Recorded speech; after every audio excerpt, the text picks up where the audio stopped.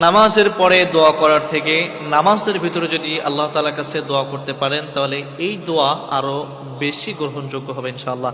এই দোয়া আরো বেশি কবুল হবে।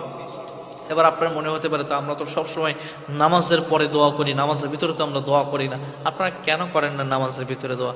কারণ আপনাদেরকে আমি বুঝাই যে যখন আপনি নামাজ পড়েন আল্লাহ তাআলা তখন আপনার সাথে থাকে।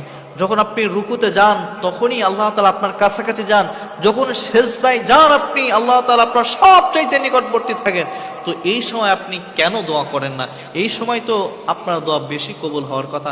আপনার বিষয়টা এমন হয়েছে, আপনি যখন একটা এমপির কাছে গেছেন, এমপির কাছে যাওয়ার পরে আপনার যে চাওয়া পাওয়াগুলো আছে সেগুলো আপনি তখন ব্যক্ত করছেন না।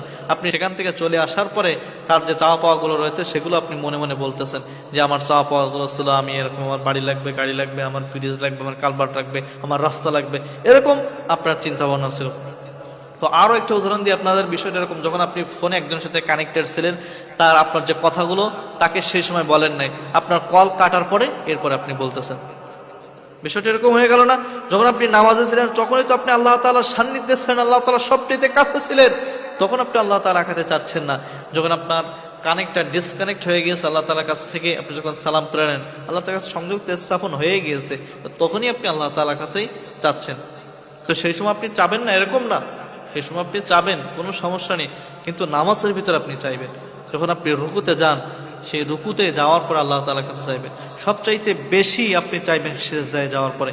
কারণ আল্লাহ তাআলার কাছে যখন জিজ্ঞাসা করা হয়েছিল যে আল্লাহ, যে বান্দা কোন সময় তোমার সবচাইতে কাছে যায়, তখন আল্লাহ তাআলা রাসূল সাল্লাল্লাহু আলাইহি ওয়াসাল্লামকে উত্তর দিয়েছেন, যখন কোনো বান্দা সিজদায় যায় তো সেই সরাসরি আমার কদমে এসে সিজদা দেয়। সুবহানাল্লাহ।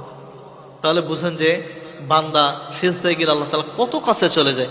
এই জন্য যখন দোয়া করবেন আপনার সিজদায় যে আল্লাহ তাআলার কাছে দোয়া করবেন, এই দোয়া আল্লাহ তাআলা ফেরত দিবেন না। এই সময় চাইলে আল্লাহ তাআলা দোয়া কবুল করেন। তো নামাজের পরে শুধুমাত্র দোয়া না করে আপনার নামাজের ভিতরেই দোয়া করেন, রুকুতে যেয়ে দোয়া করেন, সিজদায় যেয়ে দোয়া করেন, দুই সিজদার মাঝখানে দোয়া করেন। এই সময় আল্লাহ তাআলার কাছে দোয়া করে দোয়া কবুল হয়। কারণ এই সময় সরাসরি আপনি আল্লাহ তাআলার সাথে কানেক্টেড থাকেন, আল্লাহ তাআলার কাছে এই সময় চান, এই সময় চাইলে আল্লাহ তাআলা ফেরত দেবেন ইনশাআল্লাহ।